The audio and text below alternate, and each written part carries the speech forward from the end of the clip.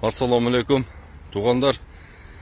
Сөлжанды қышқа қандай қылып киргизебиз деген суроо мына менин Мамбет деген иним жооп жазып, мамда кылып бурт кылып жасап коюптур. Туурасы 5 метр, узунасы 10 метр, бийиктиги 2 метр кылып, кыктык ушундай кылып эле курган кылып үйөсүздөр дагы.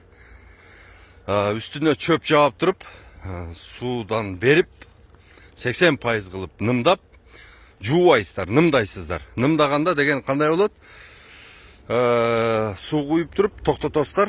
3 сааттан кийин дагы суу куясыздар, дагы токтотосуздар. 3 сааттан кийин дагы суу куюп токтотуп, ошондо аябай нымдалат. Анан мына ушул жерге эле бир башынан эле картошканы отургузгандай кылып эле сөлжанды көмүп коесуздар, үстүнө суу куюп туруп. Болду, ушун менен зимний бурт ушул.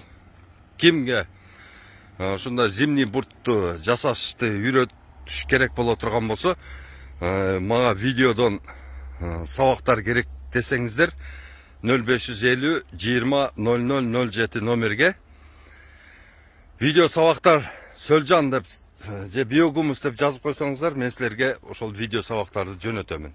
Алгачкы баштай турган сабактар бар. Кандай кылып баштаса болот?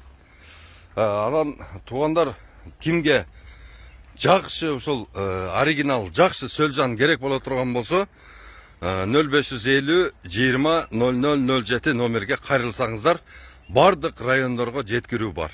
Жеткирип беребиз. Анан дагы үйрөтүп да беребиз. Кандай багышты. Мына туугандар, баштаңыздар, бардыгыбыз ушул органикалык жер семичкичтерди чыгарып, өзүбүздү органикалык тамак аш менен камсыз кылайлы.